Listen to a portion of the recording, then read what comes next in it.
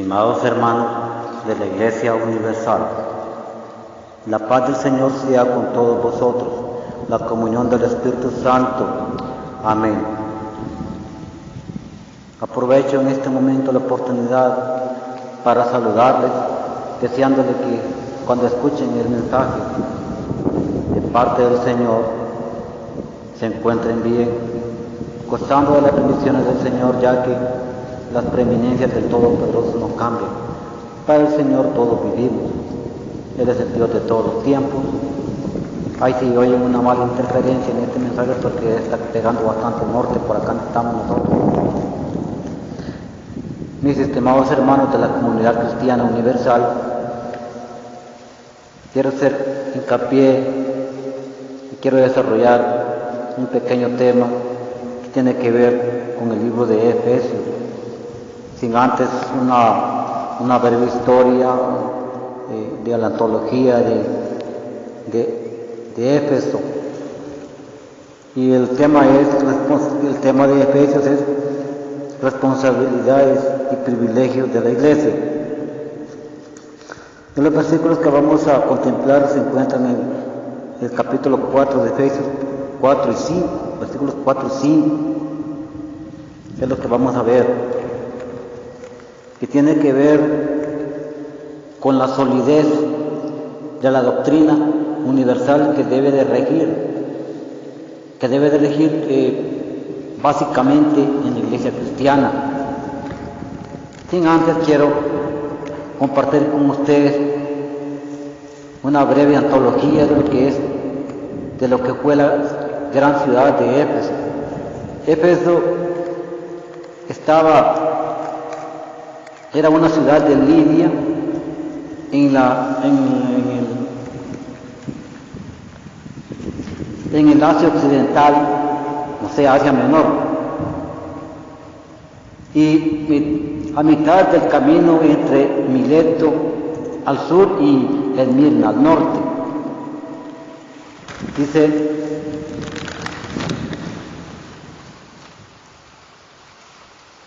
situada en la encrucijada de caminos comerciales y naturales sobre la arteria principal de Roma a Oriente, o sea, de Occidente a Oriente, porque ya Roma sabemos que pertenece a Europa. También dice que poseía el célebre templo de Artemisa, o sea, también llamado Diana, que consistía en una diosa madre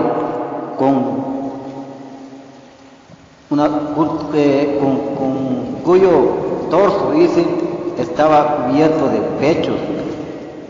En el siglo II los jonios de raza griega se apoderaron de Éfeso, y Éfeso vino a ser una de las 12 ciudades una de las 12 ciudades, hermanos, que componían la Confederación Jónica, que después Efesio fue la capital. Hacia el año 555, Creso, rey de Licia, cuya capital, Sardis, tomó a Éfeso, pero poco después cayó bajo el yugo persa, bajo Alejandro Magno, y vino a formar parte del imperio greco-macedonio. Oiga bien, hermanos, en el 190 los romanos, al vencer a Antíoco el Grande en Magnesia, le arrebataron a la ciudad de Éfeso, dándola a Ecumeno II, rey de Pérgamo. Esto significa, después dice que Atalo, dice, III, rey de Pérgamo, a la muerte de este, dice, Asia volvió a manos del Imperio Romano, la cual después fue la ciudad de la provincia romana, como ya en el tiempo actual, cuando el apóstol Pablo visita en el segundo y tercer viaje a Éfeso. Allí se establece una iglesia, pero cabe destacar que el libro de Efesios no era una carta, o sea que era que tenía que ver con lo que es la ética moral del cristiano, y que esta carta no solamente iba dirigida a la iglesia específicamente de Éfeso, sino a todas las iglesias de Asia, según la historia. Hermano, el punto básico en esta hora es que lo que vemos en la palabra del Señor, que el apóstol Pablo declara a la iglesia de Efesios que hay un solo espíritu, un solo cuerpo, un solo Señor, una sola fe, un solo bautismo. O sea, número uno, un solo espíritu que fue dado a la iglesia primitiva. La iglesia cristiana no debe tener espíritus de otro tipo. Cuando hablamos de espíritus, significa que el espíritu de Jesucristo es el que debe reinar en todos los ámbitos de la iglesia universal. No debe de revolverse otra cosa. Cuando la iglesia empieza a creer en dioses, por ejemplo, aquí habla de la diosa Diana, dice una mujer, una reina madre, dice, que con el torso lleno de pechos, que representaba la fertilidad en aquel tiempo. Era una diosa. Siempre los dioses han existido en las naciones a lo largo de la historia humana, pero esta práctica ha sido terminantemente prohibida por el Todopoderoso, por Yahvé. En ningún momento el Señor apoya las deidades que han existido a lo largo de la historia de la iglesia. Pero vea usted el apóstol Pablo cómo quiere que la iglesia del Señor Jesucristo se funde. En primer lugar, que se funde en un solo espíritu, que es el Espíritu Santo, que da testimonio a cada creyente de ser un hijo de Dios. Amén, aleluya. Luego, el apóstol Pablo también les hace énfasis en un solo Señor, significando, hermano, que el que vino a morir a la cruz del Calvario singularmente fue un Señor. No fue el apóstol Pedro, no fue Pablo, no fue ni la Virgen María, ni San Francisco de Asís, ni digamos ninguno de los eruditos que menciona este libro, como es Policarpo, Irineo, Hipólito, Hermas, estos grandes escritores, que este es el libro al que ellos hacen más mención, los escritores de los que estoy mencionando ahorita, Ignacio, Clemente de Roma, y está Clemente también de Alejandría. Estos fueron grandes escritores, hermanos, que hicieron mucho énfasis en este libro, quiere decir que este libro es el más mencionado por los eruditos, por los escritores y analistas tanto del Vaticano como de los demás de la iglesia protestante. Pero no quiero hacer énfasis, solo queremos enfatizar de que Dios quiere que creamos en un solo Espíritu Santo, que seamos un solo cuerpo lavado con la sangre de Jesucristo, y que seamos hijos de un solo Señor y Salvador, que se llama Jesucristo, y una sola fe, y un solo bautismo también. La fe, hermanos, que el Señor, la palabra Señor significa amo, dueño. Nosotros como iglesia universal no tenemos que complicar la vida con que hay intermediarios, que yo tengo que ocupar a cierto santo para que intermedie mi problema con Dios, que tengo que utilizar a cierto patrón, ya sea San Marcos, San Mateo, San Antonio, San Valentín o cualquier otro tipo que se llame santo, sino que hizo un mediador, Jesucristo, el Señor Todopoderoso, y una sola fe. Esa fe, este libro de Éfeso está muy marcado por una fe, habla de la fe y el amor entre nosotros como cristianos. y las normas morales que deben de existir en la iglesia. Como decimos, este libro tiene que ver con los privilegios y responsabilidades de la iglesia. ¿Cuáles son los privilegios de la iglesia? Número uno, que fuimos escogidos de antes de la fundación del mundo para sentarnos juntamente con el Señor Jesucristo en las riquezas de su gloria. Dice que cuando nosotros estábamos muertos en nuestros pecados, Él nos dio vida. Él nos dio vida a nosotros a través de Jesucristo. Y fuimos adoptados, dice, de manera que no hay para que seamos iguales a los israelitas. Anteriormente solo los israelitas tenían el privilegio de ser salvos, pero ahora, a través de Jesucristo, los gentiles y judíos tenemos el mismo privilegio de ser hijos de Dios, de ser adoptados a ser hijos de Dios. Esto con los privilegios. Luego, las responsabilidades de la iglesia, que tienen que ver con las responsabilidades tanto en el aspecto del núcleo hogareño como en el aspecto de familia, la familia extendida, digamos, y también el aspecto social con nuestros semejantes, con quienes nos relacionamos.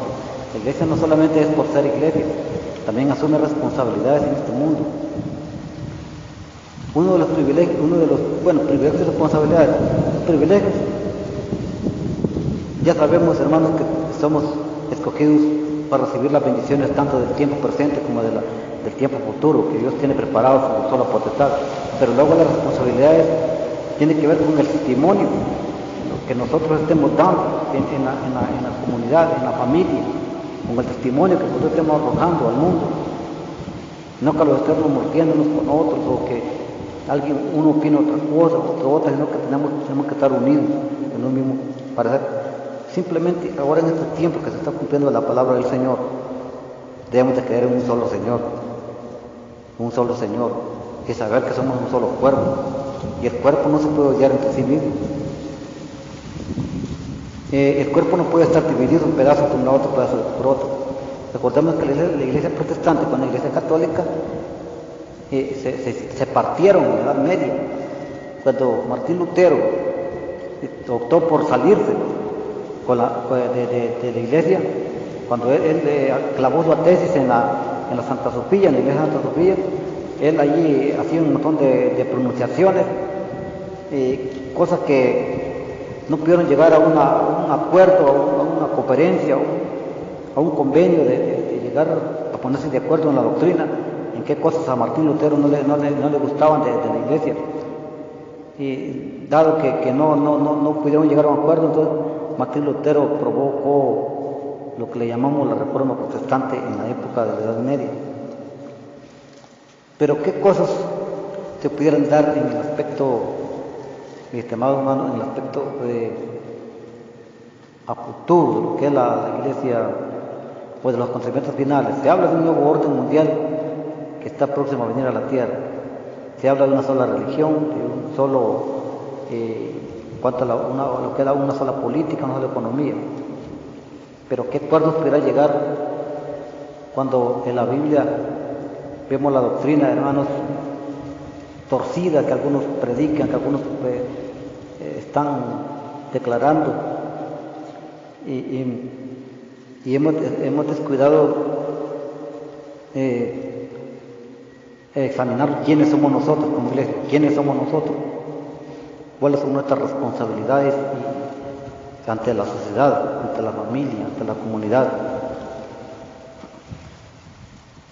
Por eso el apóstol Pablo no menciona aquí otra cosa. Esta carta que nos da mucho, que tiene mucho paralelismo con lo que es la de Colosenses. Estas dos cartas fueron escritas un poco espontánea, pero que en la primera carta asume más